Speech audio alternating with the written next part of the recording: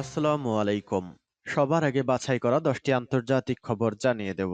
প্রথমেই থাকছে শিরোনাম। তবে তার আগে অনুরোধ থাকবে ভিডিওটিতে একটি লাইক দিবেন।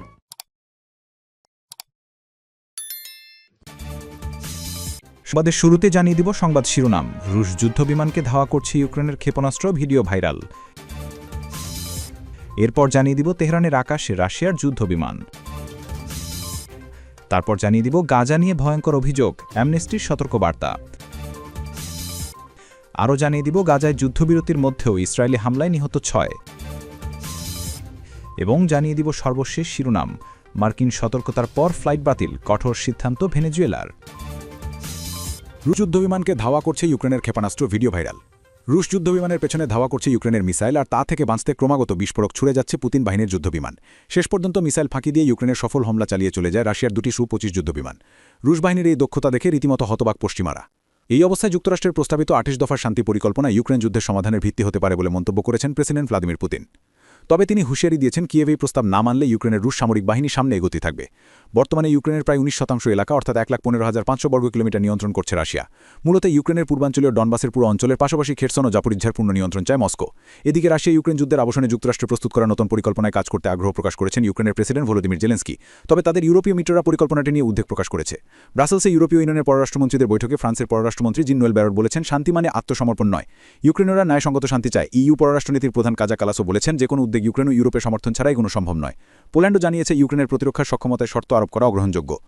পুতিন সতর্ক করে বলেছেন, ইউক্রেন বা ইউরোপীয় শক্তিগুলো কেউই বুঝতে পারছে না যে রুশ বাহিনী আরও সামনে অগ্রসর হচ্ছে এবং শান্তি না এলেই অগ্রগতি চলতেই থাকবে। তেহরানের আকাশে রাশিয়ার যুদ্ধবিমানে এবার তেহরানের আকাশে উঠতে দেখা গেল একটি রুশ মিগ-29 ফাইটার জেটকে। ইরানের বিমান বাহিনী বার্তা সংস্থা তাসনিমকে বিষয়টি নিশ্চিত করেছে। এরই মধ্যে উড়ন্ত যুদ্ধবিমানটির একাধিক ফুটে ছড়িয়ে পড়েছে সামাজিক যোগাযোগ মাধ্যমগুলোতে। আকাশযানটি থেকে সনিক বুমের শব্দ পেয়েছে স্থানীয়রা বলে দাবি করা হয় ভিডিওগুলোতে। সংশ্লিষ্ট সূত্রের বরাত দিয়ে স্থানীয় গণমাধ্যমগুলো দাবি করেছে, ফাইটার জেটটি ইরানের বিমান বাহিনীর, যা কয়েকদিন আগে বহরে যুক্ত হয়েছে। তেহরানের ওপর দিয়ে রুটিন ফ্লাইট পরিচালনা করছিল এটি।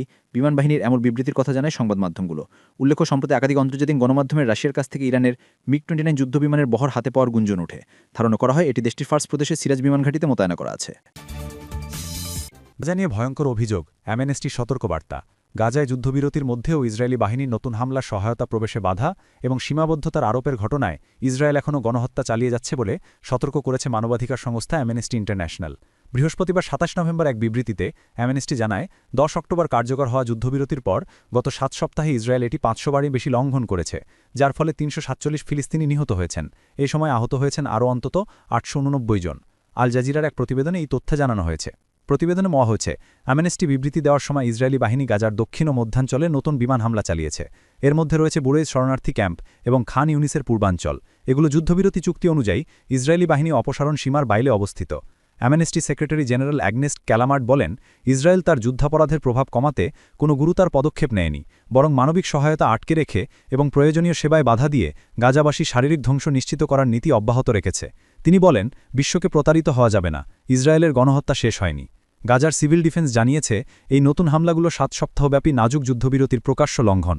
আল জাজিরা জানিয়েছে, গাজায় হামলার পাশাপাশি দখলকৃত পশ্চিম তীরের বিভিন্ন এলাকায় ইসরায়েলি বাহিনী নতুন করে অভিযান ও গ্রেপ্তার চালিয়েছে। এর মধ্যে কোয়ালকিলিয়া, তুবাস, হেব্রন, তুলকারেম ও নাবলুসে তল্লাশি, হামলা ও গণগ্রেপ্তার চালানো হয়েছে।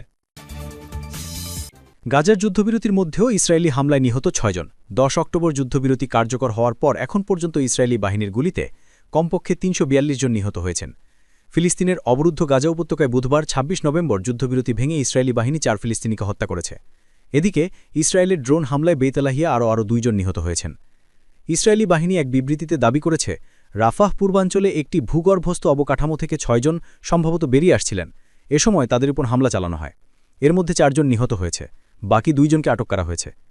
ইসরায়েলি গণমাধ্যমের মতে, রাফা শহরে ভূগর্ভস্থ সুড়ঙ্গে প্রায় 200 হামাস যোদ্ধা আটকা পড়েছেন, যা যুদ্ধবিরতি চুক্তির অধীনে হলুদ রেখার অংশ হিসেবে ইসরায়েলি সনদের দখলে থাকা এলাকার ভিতরে অবস্থিত। গাজার অভ্যন্তরে ইসরায়েলের নিয়ন্ত্রণ নেই এমন এলাকায় নিরাপদে যাওয়ার অনুমতি দেওয়ার জন্য ফিলিস্তিনি গোষ্ঠী ও মধ্যস্থতাকারীদের দাবির প্রতি তেল আবিব এখনও সাড়া দেয়নি। ইসরায়েলের সাম্প্রতিক হামলার বিষয়ে হামাস কোনো মন্তব্য করেনি। এদিকে গাজা উপত্যকার উত্তরাঞ্চলে বেইতলাহিয়া গোলচত্বরের কাছে বেসামরিক নাগরিকদের একটি দলকে লক্ষ্য করে ইসরায়েলি ড্রোন হামলায় আরও 2 ফিলিস্তিনি নিহত হয়েছেন বলে চিকিৎসা সূত্র জানিয়েছে। প্রত্যক্ষদর্শীরা জানিয়েছেন, যুদ্ধবিরতি চুক্তির অধীনে সেনাবাহিনী যে এলাকা থেকে আগে সরে এসেছিল সেখানে ফিলিস্তিনিদের একটি দলের উপর ইসরায়েলি ড্রোন গুলি চালায়। মিশর, কাতার ও তুরস্কের মধ্যস্থতায় এবং যুক্তরাষ্ট্রের সহায়তায় 10 অক্টোবর যুদ্ধবিরতি কার্যকর হওয়ার পর এখন পর্যন্ত ইসরায়েলি বাহিনীর গুলিতে কমপক্ষে 342 জন নিহত হয়েছেন। গাজায় 2023 সালের অক্টোবর থেকে ইসরায়েলের যুদ্ধ শুরুর পর থেকে 70,000 ফিলিস্তিনি নিহত হয়েছে।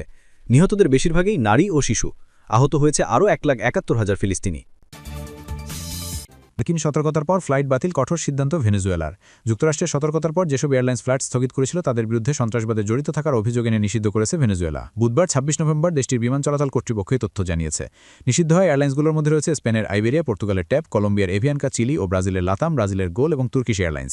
ভেনেজুয়েলার বেসামরিক বিমান চলাচল কর্তৃপক্ষ ইনস্টাগ্রাম পোস্টে জানায়, যুক্তরাষ্ট্র সরকারের রাষ্ট্রীয় সন্ত্রাসবাদী কর্মকাণ্ডের সমর্থন দেখিয়ে একতরফাভাবে বাণিজ্যিক ফ্লাইট পরিচালনা বন্ধ করেছে। তাই তাদের অপারেশনাল পারমিট বাতিল করা হচ্ছে। যুক্তরাষ্ট্র সম্প্রতি ক্যারিবিয়া অঞ্চলে মার্কিন সামরিক তৎপরতা বাড়িয়েছে। ওয়াশিংটনের দাবি এটি মাদকবিরোধী অভিযানের অংশ, কিন্তু ভেনেজুয়েলার প্রেসিডেন্ট নিকোলাস মাদুরোর দাবি এটি তার সরকারকে উৎখাতের ষড়যন্ত্র। গত সপ্তাহে যুক্তরাষ্ট্রের ফেডারেল এভিয়েশন অ্যাডমিনিস্ট্রেশন ভেনেজুয়েলার আকাশসীমা উড়োজাহাজ পরিচালনাকারী বেসামরিক বিমানগুলোকে সতর্ক থাকতে বলে, কারণ দেশটির নিরাপত্তা পরিস্থিতি দ্রুত অবনতির দিকে যাচ্ছে এবং এখানে সামরিক তৎপরতা বেড়েছে। ভেনেজুয়েলার পরিবহন মন্ত্রণালয় সোমবার 6টি এয়ারলাইন্সকে 48 ঘণ্টার সময় দিয়ে ফ্লাইট পুনরায় চালু করতে বলে। বুধবার দুপুরে সে সময়সীমা শেষ হয়, কিন্তু কোনো এয়ারলাইন্সই ফ্লাইট চালু করেনি। Venezuela travel and tourism agency association AVAVIT জানায়, ফ্লাইট স্থগিতের কারণে এখন পর্যন্ত 8,000-এরও বেশি যাত্রী এবং অন্তত 40টি ফ্লাইট ক্ষতিগ্রস্ত হয়েছে। মাদকবিরোধী অভিযানের দাবিতে ওয়াশিংটন ইতিমধ্যে অঞ্চলে একটি এয়ারক্রাফট ক্যারিয়ার স্ট্রাইক গ্রুপ, নৌবাহিনী যুদ্ধবাহক এবং স্টেলথ বিমান মোতায়েন করে।